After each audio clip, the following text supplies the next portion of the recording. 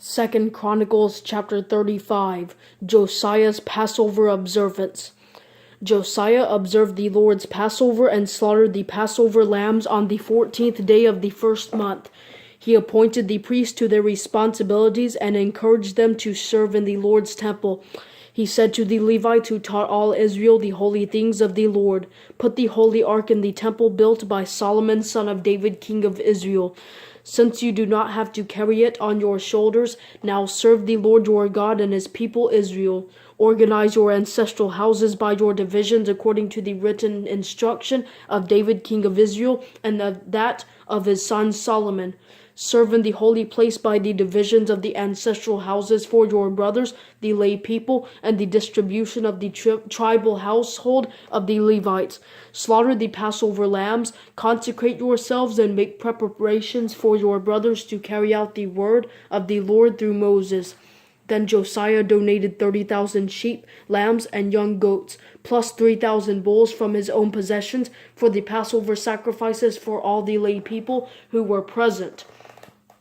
His officials also donated willingly for the people, the priests, and the Levites. Hilkiah, Zechariah, and Jehiel, chief officials of God's temple, gave 2,600 Passover sacrifices and 300 bulls for the priests. Conaniah and his brothers Shemaiah and Nathaniel and Hashabiah, Jael and Jozabad, officers of the Levites, donated 5,000 Passover sacrifices for the Levites, plus 500 bulls. So the service was established. The priests stood at their posts, and the Levites in their divisions according to the king's command. Then they slaughtered the Passover lambs, and while the Levites were skinning the animals, the priests sprinkled the blood they had been given. They removed the burnt offerings so that they might be given to the divisions of the ancestral houses of the lay people to offer to the Lord. According to what is written in the book of Moses, they did the same with the bulls.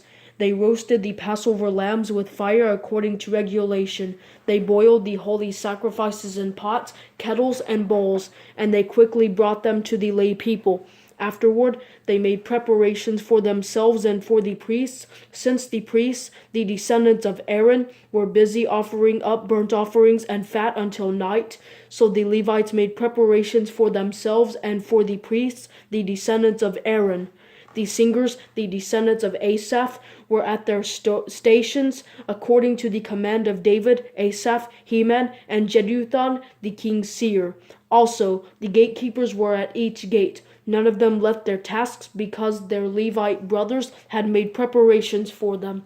So all the service of the Lord was established that day for observing the Passover and for offering burnt offerings on the altar of the Lord, according to the command of King Josiah. The Israelites who were present in Judah also observed the Passover at that time and the festival of unleavened bread for 7 days.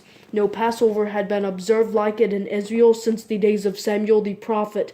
None of the kings of Israel ever observed a Passover like the one that Josiah observed with the priests, the Levites, all Judah, the Israelites who were present in Judah, and the inhabitants of Jerusalem. In the 18th year of Josiah's reign, this Passover was observed. Josiah's last deeds and death. After all this, and Josiah had prepared for the temple, Necho, king of Egypt, marched up to fight at Carchemish by the Euphrates, and Josiah went out to confront him. But Necho sent messengers to him, saying, "What is the issue between you and me, king of Judah? I have not come against you today, but I am fighting against another dynasty. God told me to hurry. Stop opposing God who is with me. Do not make him destroy you." But Josiah did not turn away from him. Instead, in order to fight with him, he disguised himself. He did not listen to Necho's words from the mouth of God, but went to the valley of Megiddo to fight. The archer shot King Josiah, and he said to his servants, "Take me away, for I am severely wounded." So his servants took him out of the war chariot, carried him in his second chariot, and brought him to Jerusalem. Then he died, and they buried him in the tomb of his fathers. All Judah and Jerusalem mourned for Josiah. Jeremiah chanted a dirge over Josiah, and all the singing men and singing women still speak of Josiah in their dirges to this very day. They established them as a statute for Israel, and indeed they are written in the dirges. The rest of the events of Josiah's reign, along with his deeds of faithful love according to what is written in the law of the Lord, and his words from beginning to end, are written in the book of the kings of Israel and Judah.